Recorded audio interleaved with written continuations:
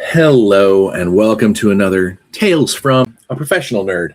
My name is Brian C.P. Steele and I'll be your nerd today, and any of your days you come and watch one of my silly little shows, especially one that is live. So today we are going live to celebrate the impending release of the first of first, many firsts, in fact, several firsts. But before we get to that, let's do a quick little. I'm not going to do a full week in Brian. It's been a good week. It's been a lot of week. It's been crazy week. It's been a hard week. It's been a week. Capital WEEK. But just know this: everything is good to go. We're ups and downs, lefts and rights. I'm getting ready to bounce off to shows, conventions over the next 2 weeks. So part of the reason why I wanted to do a live today is to celebrate the launch of the first of firsts, but also because I'm not going to have a video probably for the next 2 weeks. It's probably gonna be 3 weeks before I get to see you guys again, and then I'm going to do kind of a convention download episode and tell you how everything goes. Multiple convention download, I suppose. But I did want to take just a quick beat before we get into the actual meat of things. Just real two quick things. First, I want to say thank you to one of my best friends, my brother from another mother, Matthew, who I play Magic, friendly Magic the Gathering. I'm also a huge Teenage Mutant Ninja Turtles fan, and they just recently put out their TMNT set, and I went to go buy some and saw how astronomically expensive. WotC went crazy with the prices on that. And I was complaining in our little friends chat that I would love to grab just a standalone commander deck just to be able to throw some turtles down and have a good time. And but that they had priced me out in this instance for a hobby that I don't play very often. And he texted me yesterday and was like, hey, go check your front door. Go check your doorstep, because he sent me the Turtles commander deck. So Matt, I love you. Thank you. I cannot wait until we get a chance to throw cards down and have a good time. The other thing I wanted to show you guys, I've been promising this for a while. So GaryCon is next week. And one of the things, I have a few things going into the auction, but one of the things that I've been working on for a very long time is a diorama paint piece. I love to paint. I love my minis. I love doing all the same, but I really had an idea. I was inspired, and so this is my diorama, finished, fun for all ages, showing a very kid-like, fun version of Warduke in happy, bright colors, and then a more typical, the kind of Warduke that you would see fighting against the heroes in Dungeons and Dragons. And of course, everything's magnetized, but I have signed the bottom and dated it so people know what show they're beginning it at, and it's going to be at the GaryCon auction, the charity auction. I hope that it makes some money for charity, and then it makes some gamer super happy to have it. All right, I know y'all are here not to listen about Warduke and whatnot. You guys are only here to witness the first of firsts. So before we start talking about the first of first, I know you're like, oh, quit teasing us. The reason why this is a big deal, why the launch, the release of our first Warzone Eternals champion figure is it scales all the way back to more than a decade ago with Dark Age. So Dark Age had a yearly tournament called the Immortals Tournament that whoever won got to fully design and work with someone to be immortalized as part of the Dark Age universe. Well, since when Alex and I started Warzone Eternal, I was like, I really want to do something similar to that. You know, I want to be able to get the community involved and get them part of building this game, not just as a grassroots move in their stores, but also to help make it, make the players feel like they're more part of the game as well. But having been on the receiving end of trying to create a model from scratch based off of a single person going, you know what, I would like to be part cyborg, part alien, part, it becomes problematic when it comes to designing things for a game, especially one that is not in a universe of my own design. It's different with Dark. It was different with Dark Age because if I wanted to design an entire plot line around a new model, I could. I could just had to dream it up. Well, we're dealing with the Mutant Chronicles, meaning that it's an existing canon sphere. And my personal opinion is minor tweaks and alterations to lore, totally fine if it makes sense to for the game. But complete and utter, here's something that's never been seen before, you've never heard of this before, it's never been in the 30 years of lore, ha ha ha, a little more difficult. And a little more problematic because it's also there's a certain respect that's lost, kind of, because you've gone in and just sort of started shoehorning your own stuff into this giant vast world. So Alex and I sat down and we were like, all right, well, I kind of want to do something like this, but let's change it in the way that we're going to create the cool the trophy, the trophy that people's names will stay on forever, but also give them the opportunity to emulate what a few players were able to do, a few of the Kickstarter backers were able to do, the high-end backers were able to denote what some of the first waves, these will be part of the initial launches of stuff.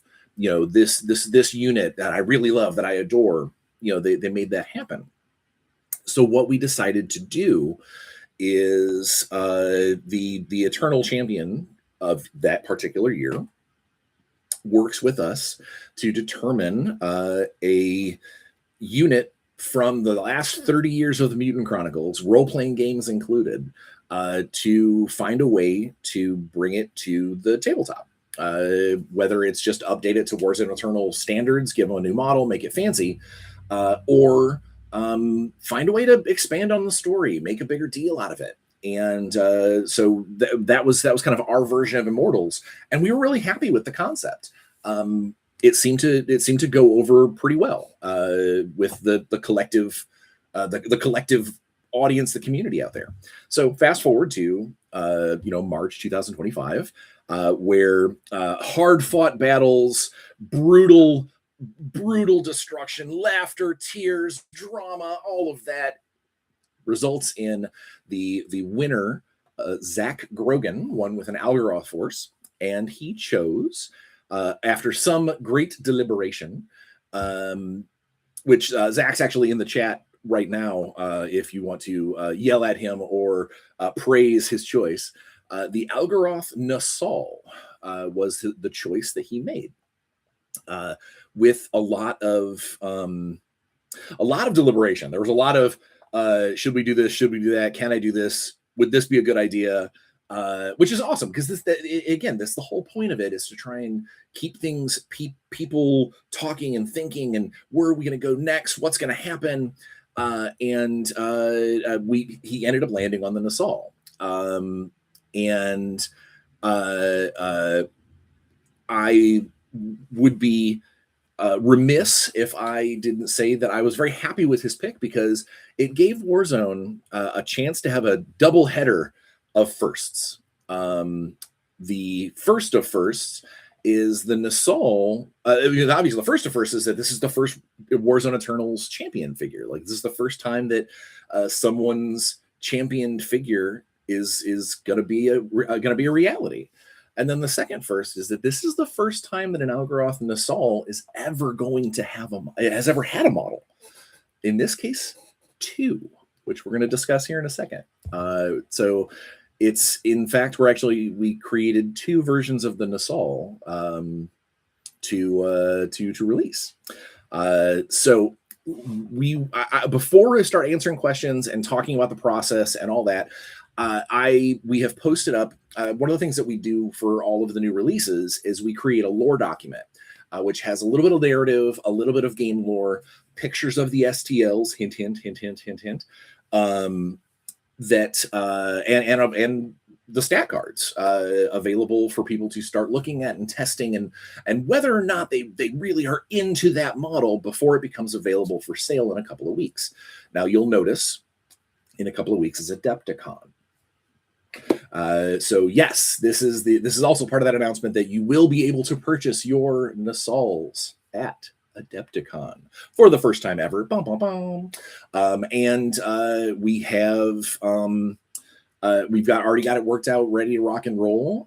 So there will also be online sales to purchase said Nassal at the same time. So for those people who can't make it to Adepticon, they will still be able to get to the sales links and buy them Nassals from abroad, even though you're not going to make it at Adepticon. Because one of the things I think that we definitely don't ever want to try and do is make things, convention specials are fine, but something as important as a new model that's never existed before in the Mutant Chronicles in Warzone of any variety, we're never going to make that a convention only.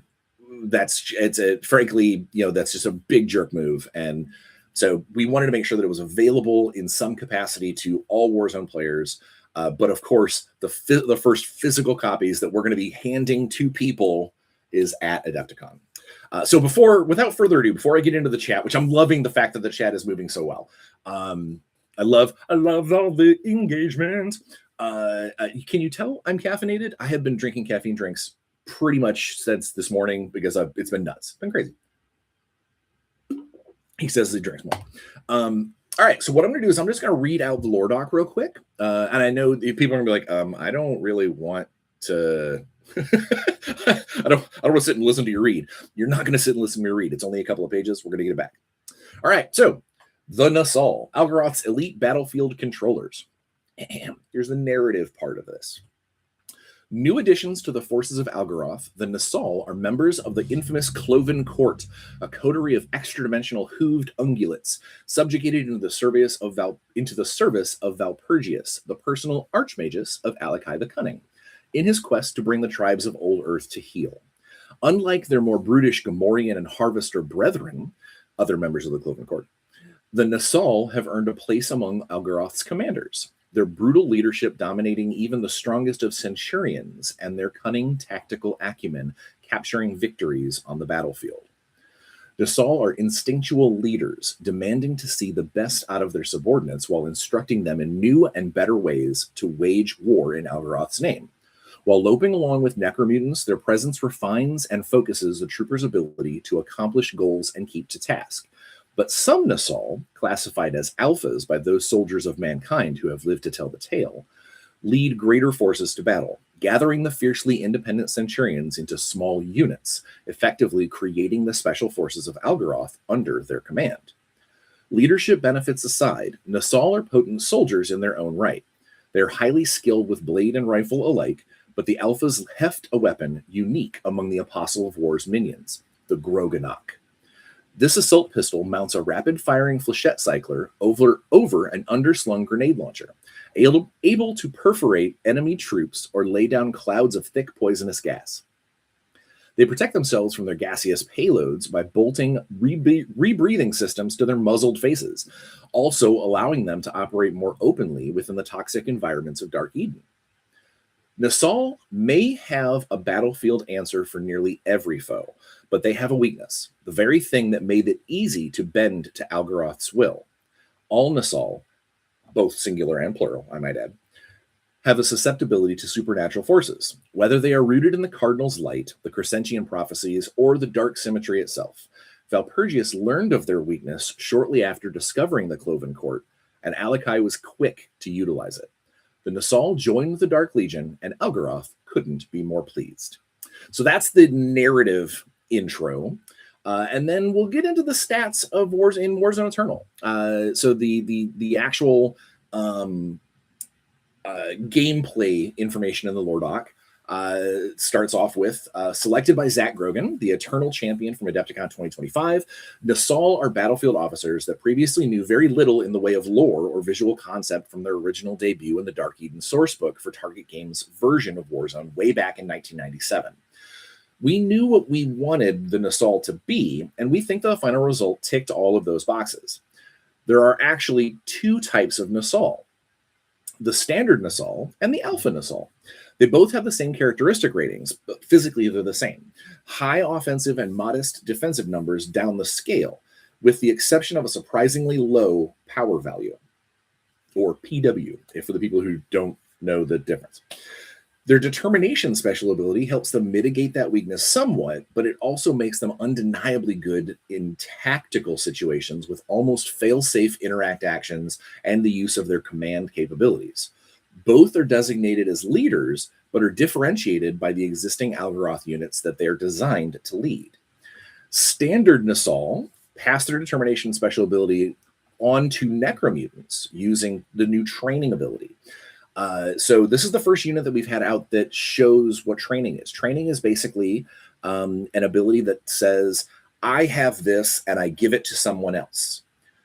In this case, the standard Nassal has determination, and he gives his determination to all other Necromutants in the Force, but are also geared perfectly to lead groups of Necromutants. He's armed with a Belzerak assault rifle, so he can stay at range with their subordinates, giving them orders and maintaining a slow, steady offense with their dependable, fearless-driven reactions. Now we have the Alpha Nassal. Now, Alpha Nassal, I'm paraphrasing here, is really where we wanted to have this unit shine, because it shows what the little bit of lore that we got back in the Dark Eden source book. And it really kind of reflects that in a hopefully a new way for Warzone Eternal. Alpha Nassal fill a more unique role in the Algeroth unit lists, a sort of Centurion for Centurions. Alpha Nassal are able to both command Algeroth standard infantry leaders and, through the use of their training ability, pass fearless onto Centurions, overcoming that unit's normal weakness to pinned counters. Their leadership role aside, all Nassal carry the same vicious sword as the Centurions, making them deadly in close combat, but the Alphas bring a new toy to the tabletop in the form of the Groganok Assault Pistol. The Groganok is a burst 2 machine gun combined with a grenade-lobbing underslung launcher that gives cover while the aggressive Algeroth forces advance, but also creates a dangerous poisonous cloud area to which the Nassal are nearly immune. They have a tool. Now, mind you, their Centurions aren't, so you do have to be careful. They have a tool for almost anything the enemies of Algeroth might toss at them. Lastly, in order to bring a bit of that 1997 Dark Eden flavor to the game, Alpha Nassal are key to a new style of Algeroth force using a new Algeroth-only faction asset called Centurion Special Forces. For the cost of 1 deployment point, an Algeroth force can add the trooper designation to some of their Centurions, as long as the force includes Alpha Nassals. This effectively turns an Algeroth force into an elite, command-enhanced collection of units that can strategically give any other faction a run for its victory points. And then we get into the actual stat cards, which I'm not gonna do a rundown on the stat cards, because I want to go ahead and talk about I don't want to read to you the whole time. You guys can obviously follow the links in the description of this video, or head over to the Transatlantis Games website and find it. I'm sure there are going to be links all over Discord and all over Facebook as soon as people start figuring out where to find this. Also, this also represents the first time that we've launched a new piece of fiction to go along with the model. So there is also a story that is on the Transatlantis website called The Pale Horse. And the Pale Horse story is basically the narrative fiction introduction to Nassals in combat. And I highly suggest not to pat the author on the back, but give it a read, because there are a couple of cool, I don't want to say Easter eggs, but just a couple of cool Easter eggs in there. About stuff that Alex and I have planned in the future, and at least a couple of name drops that will make some people pretty happy. So yeah, holy crap, there's a lot of stuff in the thing. Let me see if there's any questions. Cardinals pleased. Wouldn't that be Algeroth be pleased? Zach wants me to yell at him. Oh, Zach. Too bad you don't play Cyber. Hey, you know what? The second place winner, the runner-up last year, Nick's name is on the trophy. He came close to taking that gold. So maybe this year, maybe Cybertronic will end up being the one that's on top. Now, also, just as an aside, the unit that the eternal winner, the eternal champion chooses does not have to be from their force. They could choose literally anything out of the last 30 years of Mutant Chronicles, and we'll work with them to make it happen. The reason for that is because in this case, we made sure that Zach chose something from the force that he primarily fields because he wants to be able to field these new models. And I do think that we'll probably see a lot more of that kind of thing. But there is nothing that says that Zach couldn't have been like, you know what? I really want to see. Let's see. We've been talking a bunch about. I really want to see the Cybertronic Scorpion. I want to see the Scorpion. I want to see the Warzone Eternal version of the Scorpion. Even though I don't play Cybertronic, I know Cybertronic players will be out there, and I think it's going to be a sweet ass model. So that could be a choice. It's what they play does not dictate what they choose, unless they decide that's the spiel. He's from Dark Eden. Great choice out of left field. I agree. Us talking about it with Zach and figuring out, kind of paring down the options until eventually we landed on the Nassal is awesome. It gave us a lot of fertile ground to play with. Although not so fertile ground because it's Dark Eden related. But it also because the original Nassal had literally like 4 sentences of lore, and that's it.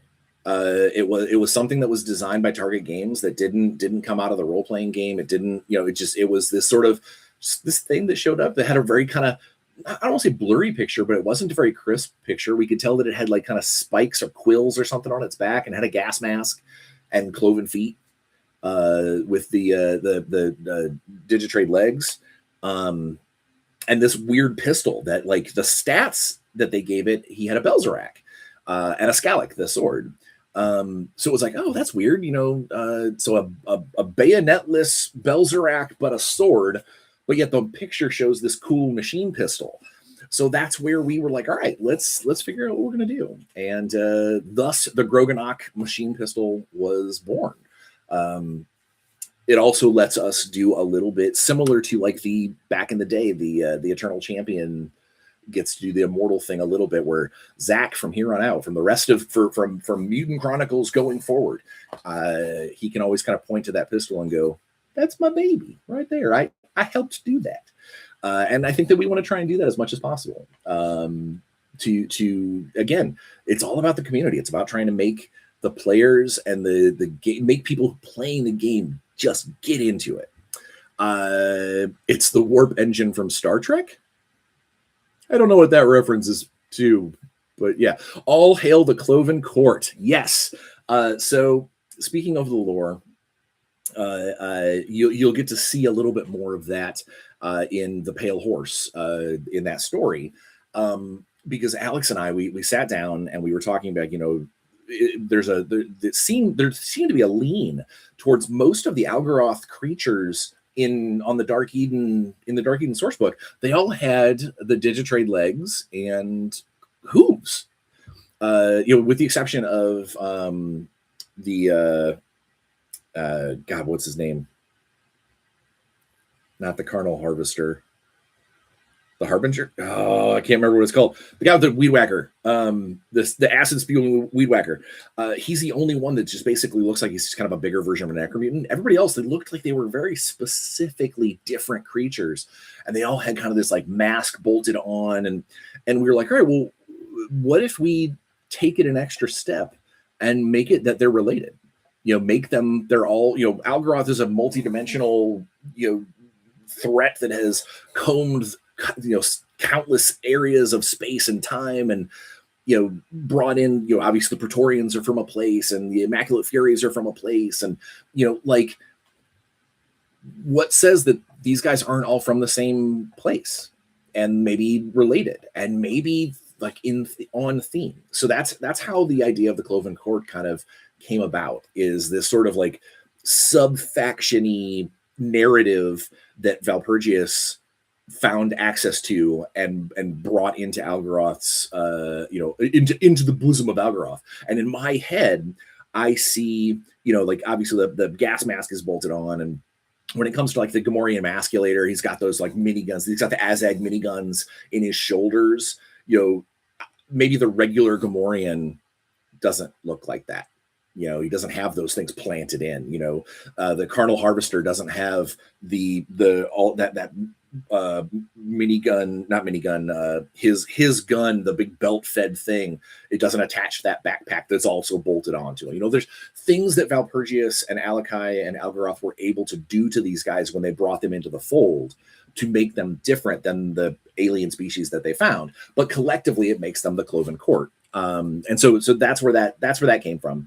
So yeah, all hail the Cloven Court. I hope to see more of them in the future. Cabin says, training sounds like a cool mechanic. So fun story, true story. Training was actually one of the first alternate abilities that I came up with to help modify existing units in a way to make more fun ways to play the game. More ways to use smaller numbers of models in new ways. More ways to do it. You know what I mean? And you'll get to see training again with one of the unique personalities that comes in Graviton Protocol. It is a way for us to modify those units to add new flavors without necessarily having to create an entire new unit to do a thing. We can create a single officer or a single leader or maybe a specialist that has, some kind of training that gives all of his buddies something else that they can all do. It allows us to modify existing units without changing their cards, without changing, without having to redesign the wheel. We just basically go, hey, I've got this ability on my card, and now these guys can do it too. And it allows you to modify your lists. Could potentially change a whole faction, creating sub-factions. Exactly. It allows you to, without legitimately creating sub-factions, it allows you to create forces that make the most out of their kind of inherent synergy. Dan Elmore says, I just got the gas templates, so you now will have a new unit that can use them. Or if one of your buddies plays Algeroth against you, a unit that can you throw it at you.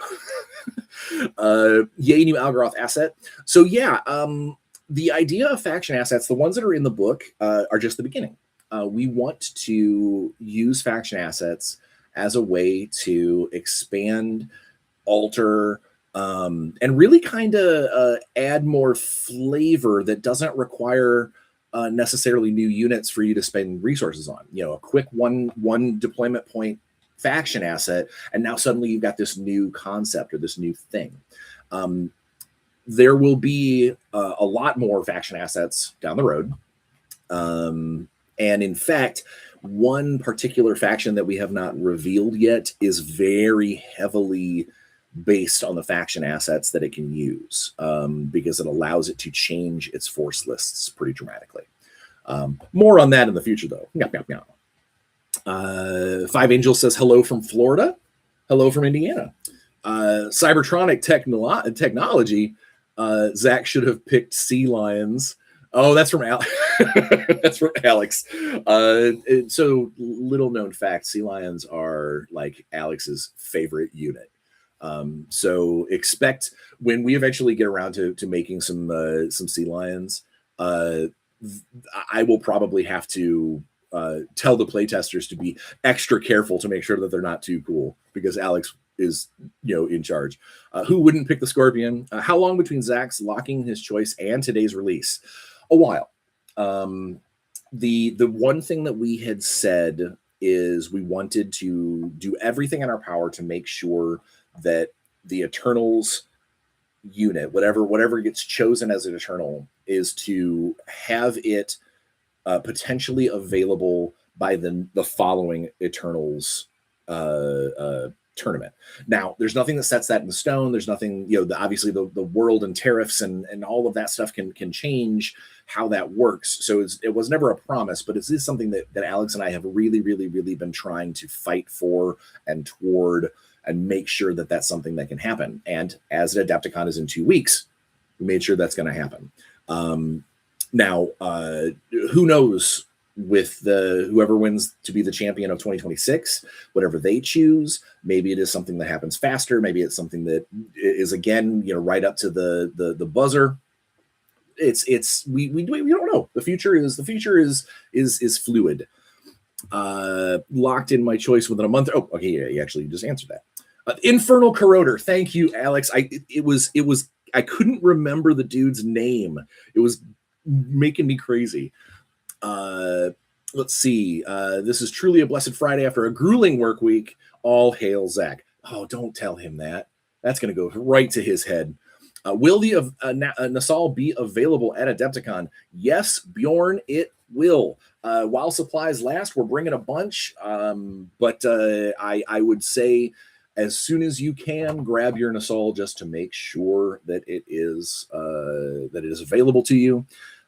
Additionally, for the people who are playing in the Eternals or the narrative event at Adepticon, that the Nassal specifically, because he is only available, like he is this is the first time that he's going to be available. The Nassal models specifically have been made exempt to the Adepticon 3 paint rule. I got that clarification from them because this is literally the first time that anyone can get a hold of it, and people could use them in their lists. So just if you decide to buy one and you're like, I want to use him, but I can't paint him, do not rush down to the paint area and go slop just to make him legal. We did get the okay from the Adepticon guys to make sure that model is okay to get past the three color thing because it's a special release at the show. Love the possibilities with training and assets. Yes. That is I can't explain. I wish I could tell you more. But Alex and I have spent a long time talking about different assets here and there, and the playtesters, every time that we throw a new one at them, they seem to light up with joy because it changes. It allows you to get new play out of your old minis, your Hatamoto leader is not that good. Come on, please, they're great, they're amazing. But it does mean that you can add a new thing and suddenly your gameplay changes. Those Algeroth players out there that might have a couple of Centurions and they're like, yeah, I never take more than one. Now suddenly they spend this point, they bring an Alpha Nassal and they go, I'm going to bring like 3. I'm going to give them a pack of Centurions to run down the table with, and then fill out a bunch of Undead Legionnaires to fill in the masses. Or maybe a regular Nassal and a couple of Necromutants. There's definitely new ways for us to make Warzone Eternal different, fun, and change up. The last thing we ever want is for this game to become stagnant. Is where you see the same list again and again and again and again, or you see a new unit comes out and someone goes, that doesn't fit to insert my random. I'm going to say it, and I hate it. Build. Ugh, I hate that taste. Yuck. I hate that term because it means that leads to stagnation. It leads to carbon copy, tournament play. All that matters is winning. And again, we want people to have fun. Win your games. Don't roll over for an opponent just because you're like, it's fun if you kill me. Unless you're into that. Then, I'm not going to yuck your yum. But the goal is for people to have a good time. Even if you're losing, you walk away laughing. One of my favorite parts of last year's Eternals tournament is the final round where there were 2 tables. Really, everybody was having a good time, but like there were 2 tables that people were really keeping their eyes on because that was basically like the top 4 spots, and one of those guys was going to walk away with the Eternal spot. And one of those one of those tables was so filled with laughter, just booming laughter and almost worrying levels of, is there a gas leak in this room level of laughter. And they had such a great time. That's what I want to see out of Warzone Eternal all the time. I want people to enjoy themselves, laughing, having a great time, walk away from that table and be like, oh my God, I can't believe you kicked my ass that hard. Or like that's the whole point that we do this, is to be able to step away and enjoy ourselves. And something like Eternals, where there is a big prize on the line, it can lead to a little more stress, a little more tension at the table.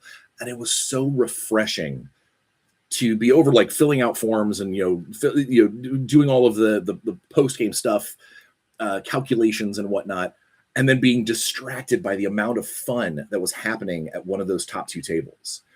That's what we want. And I think that's something that like faction assets and new gameplay and new units that someone might look at and go, well, that's a weird guy.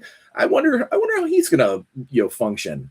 That's what we want. We want Mutant Chronicles, for the last 30 years has been such a flavorful universe.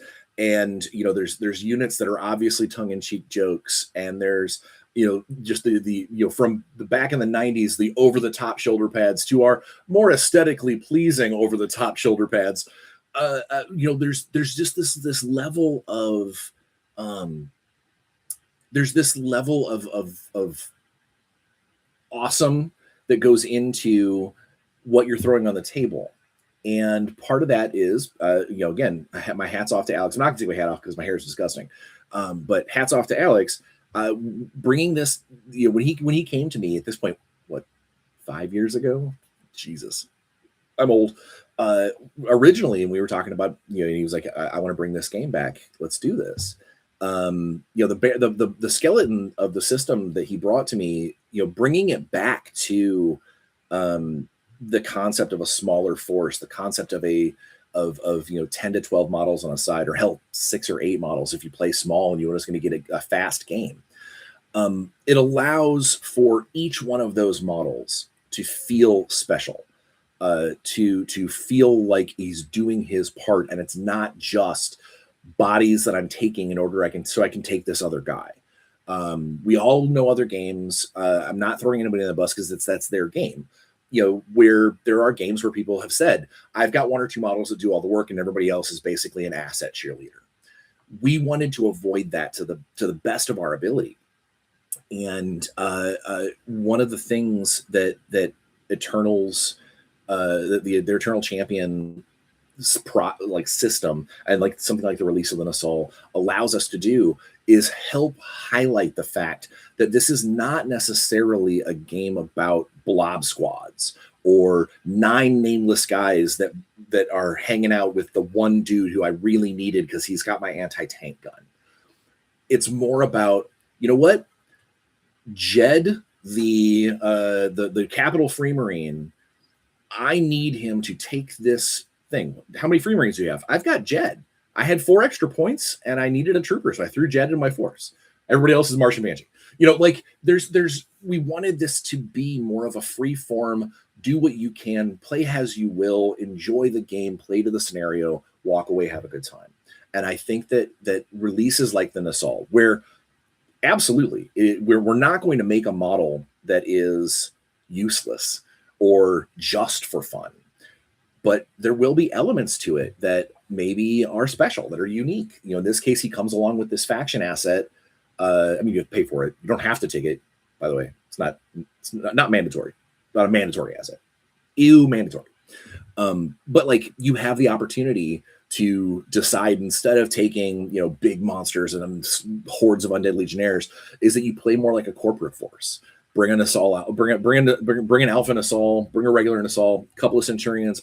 Pack of a handful of Necromutants, maybe throw a Tormentor in there, and it might, with all of the training and the new command and the determination and all that stuff that goes into play, suddenly you have a force that acts almost like an imperial force or a corporate force, almost like dark Bauhaus.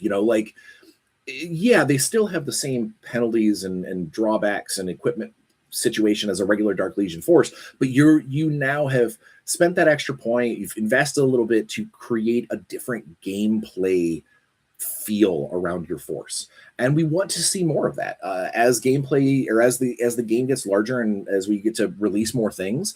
Obviously, when the Wolfbanes come out, Imperial forces are going to take a pretty hefty shift. You know, they're going to be like, wait, suddenly we've got these amazing close combat guys to help bolster my, you know, packs of trenchers, or this, you know, maybe I've got leaning heavy into a Golden Lion, you know, strike force attack team, and now I'm like, you know what, we're going to throw a couple of headhunters in there and you know, send them forward to, you know, scare the opponent into killing these guys so my special forces can get in place. You know, like these are, we want to make sure that every release brings something cool and new to the table, even if it is just a minor tweak.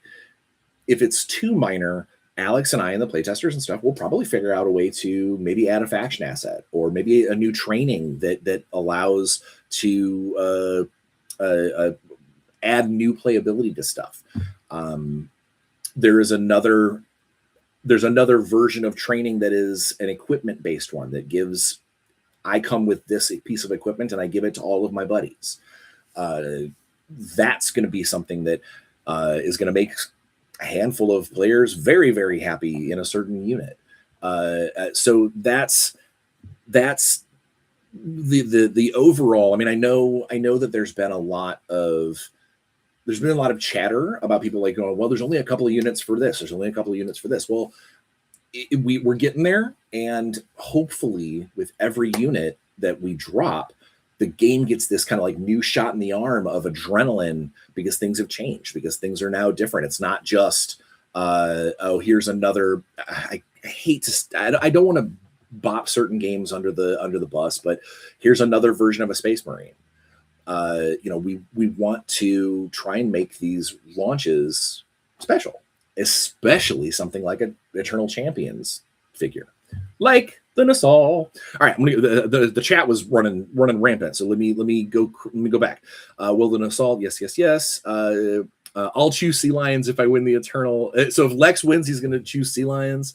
If you want to tilt the competition, no, that's not going to happen. I mean, it could happen. You could win. You could play and win. That is always a possibility. But we're not tilting anyone's favor. There's no bribery here. There had better be a good supply of Nassals on hand at Adepticon. This is going to be a huge draw. I agree. We ordered we ordered a bunch. So selling out is always a good thing. Selling out early is not. So hopefully we have brought enough to make it happen for the people who aren't going to be at Adepticon. Like I said, their online sales will be available, and I will, as soon as the link goes live, I will spread it everywhere. You've got a mini to show of live. I don't have one on hand. So I wish I did. Now, if you follow the link in the description of the video, or you go to one of our socials and follow the links that people I'm sure are posting there, the pictures of the two STLs, the Nassal and the Alpha Nassal, are at the top of, like at the very top of the lore document drop. So you will get a good look at them. One of them, the regular Nassal, is the one with the Belzerak and the Scalec, is a new concept altogether. But the other one, the Alpha Nassal, is actually directly based off of the original Dark Eden art, or to the best of our capabilities, which is, again, another hats off moment to Alex being just a phenomenal creative director and sculpting art director that we have at our disposal. I don't even know if he's still in the chat, but if he is, you did great, man. These look great. I like playing and making lore for my guys, from Amira Sieber 9680. Amira, I know who you are. I was pronouncing your name incorrectly on purpose. So yeah, the idea being that, like, you know, if Amira won Eternal, won Eternal Champions, she could very well go, you know what, I want to make there's a special Imperial unit that I would like to do.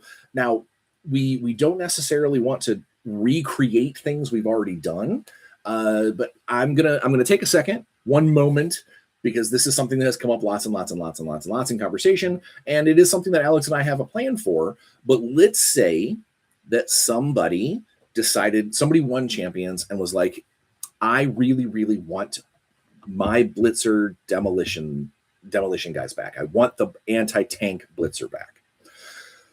Absolutely. We've got plans for it. We know how we're going to do it. We know how we're going to handle it. That could be their choice to do that. And hopefully we would probably make make something a little more special out of just that choice. But if they're that, absolutely gung-ho about it, that's what Champions is for. That's what Eternal Champions is all about, is helping you sculpt the game to the level and the degree that you would like it to be. Now, in this case, the Nassal was something that had never seen a figure before, ever. And I suspect that we will probably, I think most Eternal Champions winners will probably pick something that has never seen a model, or has not seen a modern model in 30 years, or perhaps something from like the role-playing game that never saw a model because it was never in Warzone. So like, yeah, we'll anything's a challenge. We help the winner come to that decision, but ultimately it is the Eternal Champions decision as to what we bring in.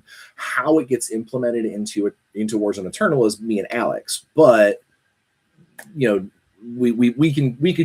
discuss that at great length as to how certain units would find their way into Warzone Eternal and how they would be translated, especially some of the units that Alex and I maybe, we're gamers too. We love this game. That's the reason why we did this. We love this world. We love this game.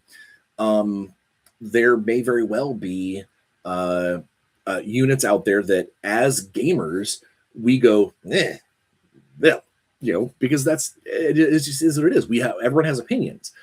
That being said, even the wrinkle-nosed opinions, Eternal Champions winner could be like, no, that's what I love. I named my dog after the barking spider from Capital. I must have my barking spiders.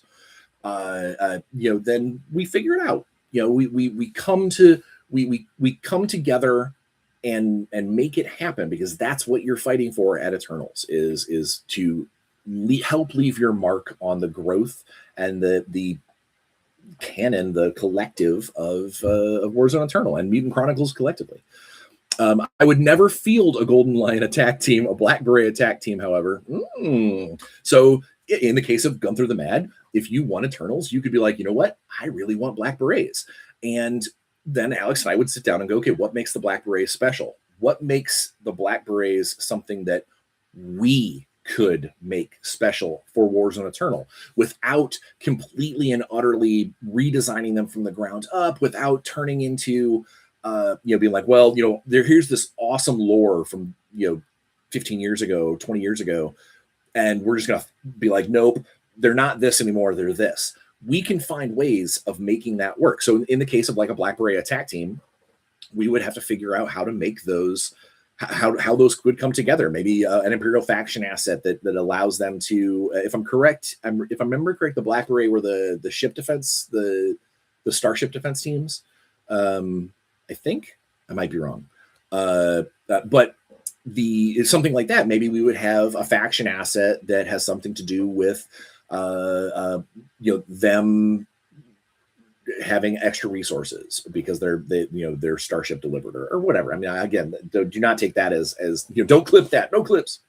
But you see what I mean. Cabin says, sounds really interesting with a smaller and more elite tactical Algeroth force similar to a Megacorp. Definitely going to try that in the future. Sweet.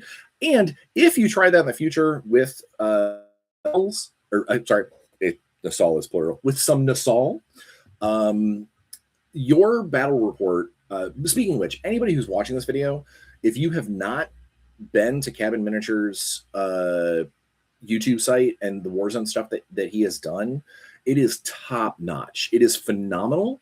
and their battle report that they did is on par with some of the best YouTube battle reports that I have seen. Period. 40K and otherwise, like regardless. So please go give Cabin a look, a subscribe, a like, a love, send him cookies in the mail, whatever you got to do. But give that show some love, because it's fantastic, and I can't say enough about it. Although I have, I'm done saying that. Go watch that video. But yes, if you get a couple of Nassals painted up and do a cool battle report using the Elite Force and the new faction asset. In fact, email me. She's that. Now we're into Space Marine territory. I don't know about all that. I'll endeavor to aid you in selling out at Adepticon. That's just how helpful I am. Well, Gunther, even if you don't do anything but come to the booth and say hi, and then go have fun at the tables, I will consider it a success. They look great. Who sculpted the new Nassal? I don't know the sculpt. Alex might need to hop in here and say who the sculptor is. I think I don't want to say it because I could be wrong. But they did a great job. They really did. A dog named Vince Diamond. You know what? That sounds like a story. That sounds like the title of a story. Maybe if somebody wins Eternals and they say they want Vince Diamond back, I can write a story called A Dog Named Vince Diamond. Lex says, got a drop, but great job on the minis, rules, and background for the Nassal, guys. And congrats to Korek for his win and this awesome choice for his champion mini. I second all of those. Also, Lex, go have a good day. Dan was watching Kevin's minis. Mikhail Marciniak is the sculptor. So yeah, it's two sick models, sick rules, new faction asset. All things are good. They're going to be available at Adepticon. Yeah, I don't know if I have. We've got about another 10 minutes of this live. If anybody want to ask any questions specifically about the Nassal or the Groganok assault pistol or anything of the sort, this is that time. If not, I can sit and pontificate about how amazing Adepticon's going to be. Which actually, you know what? I until I get some questions, I will mention that. So at Adepticon, we will have our booth. So we'll have a Warzone booth, a Transatlantis Warzone booth, that is off where we're doing all of our demos. So it's going to basically be our demo and show off and chit chat booth. All of our sales are actually going to be handled by the guys over at Games and Gears. I think Alex said there were like 7 or 8 booths away from us and just down the lane.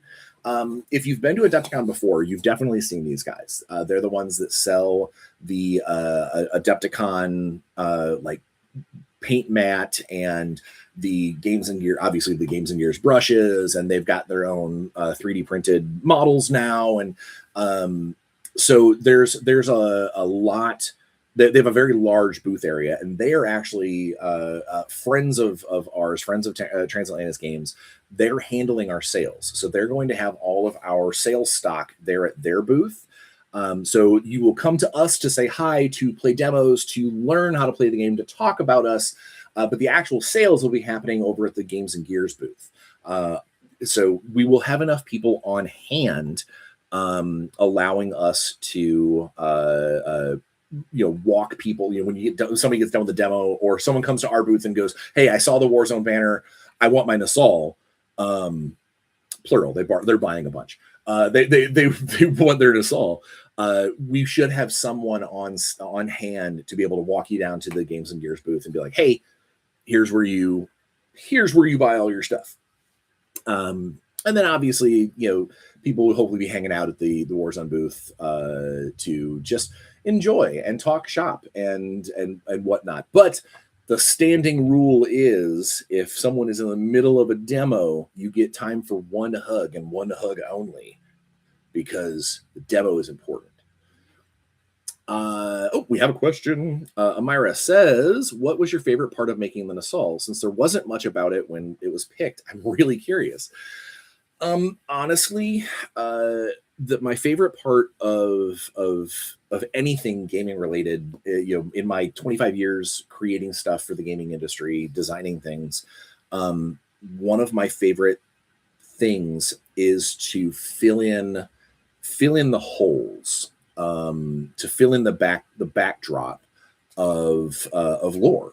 I love several companies that I've worked for will send me a picture like this is the new model, or this is the new monster, or whatever, and maybe a sentence or two of structure, a guideline, if you will, and they go, okay, cool, turn that into a thing. That's some of my favorite work to do. In the case of the Nassal, that it absolutely fit perfectly into that spot, because we had all of 2/3 of a paragraph talking about, yeah, they've got a Belzerak and a Scalic, and they lead Centurions and into battle.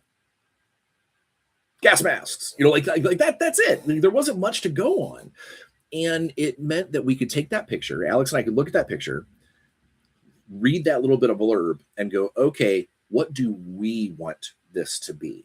That was probably my favorite part of the process, was us taking what literally was just a couple of drops of lore, a couple of driplets, bloop, bloop, and a fuzzy picture in a 30-year-old, well, I guess 29-year-old book, 97, a 29-year-old book,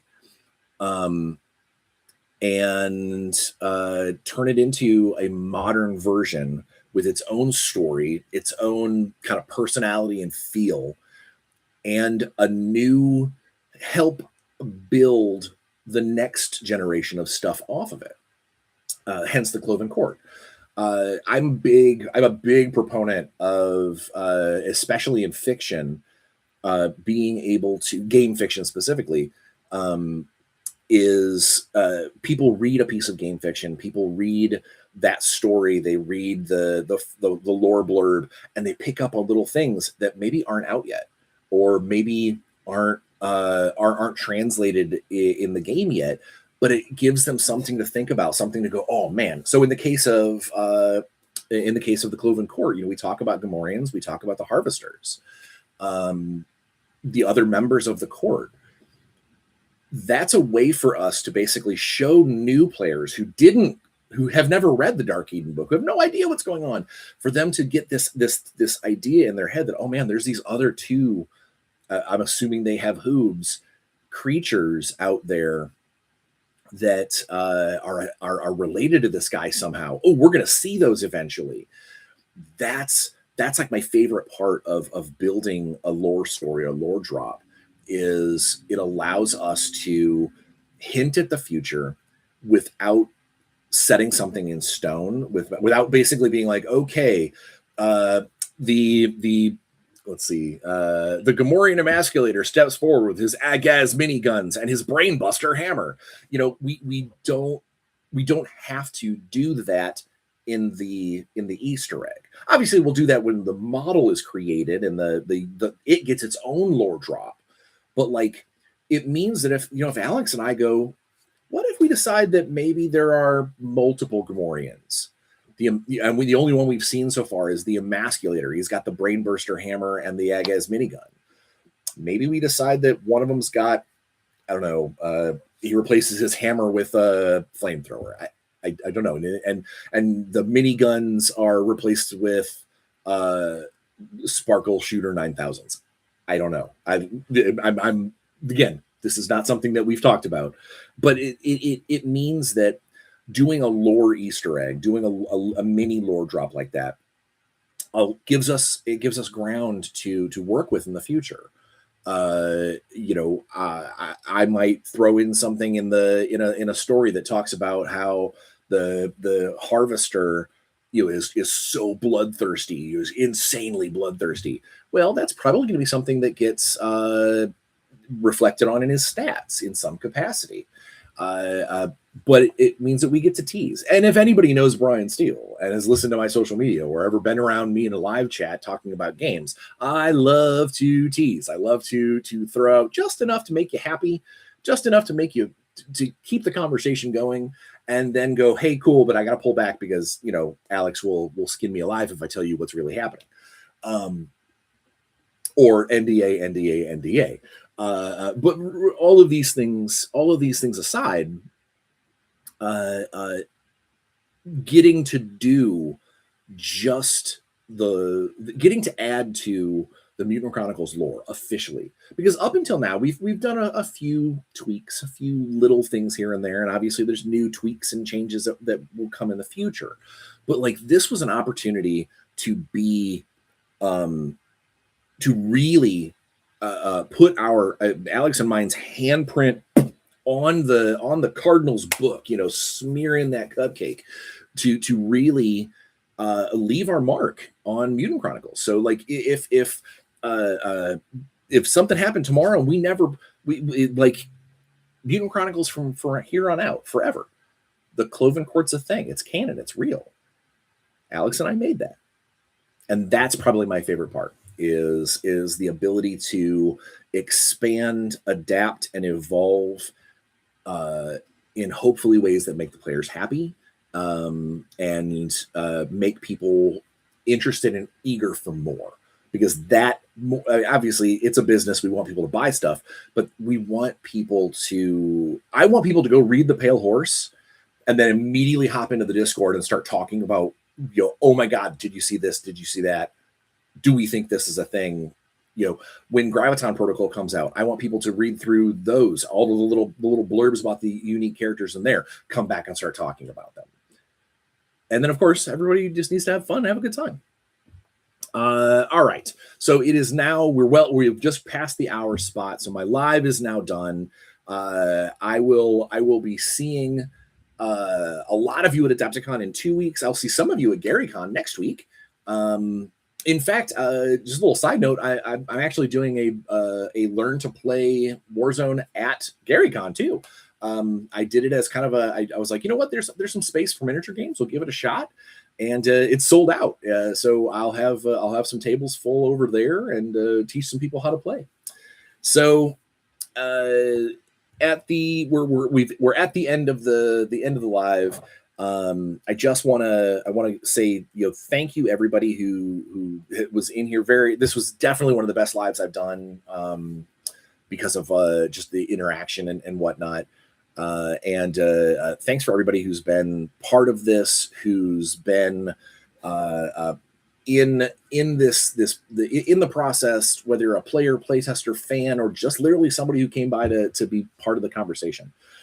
Thank you so much. This really does, the release of our first Eternal Champions figure really does kind of mark, it's a big, you know, it's a benchmark for us. This is a first of hopefully many. So thank you very much for being part of this. And you know, as always, just, you know, please be safe. It's kind of crazy out there sometimes. Travel safe if people are heading out to various shows in the next couple of weeks. Myself, I'm going to try and travel safe. But yeah, get your shots, wear your masks, if you have to. Obviously, if you don't worry about it. If someone asks you to, don't be a jerk. You know, get your shots, wash your hands. Don't be mean. Just try and leave every room a little happier than when you got there. And I think that it's going to be okay. We'll get through all of this madness together, and we'll just have a good time. So it's going to be 1, 2, 3. It's going to be 3 weeks before you guys see me again, unless you see me at one of these shows. So I know it's going to be long, but we'll get through it. And we're going to have a lot of really cool stuff to talk about in 3 weeks, because I'll get to tell you all about GaryCon, and I'll be able to talk to you about how Adepticon went and talk about the next Eternal Champion. So without further ado, thank you so much for sticking with me and being part of this. And congratulations again to Zach, and hope that we did you and the Nassal justice. And until next time, be safe, have fun, play some games. because over the next 2 weeks, I sure as hell am playing some games. Bye, guys.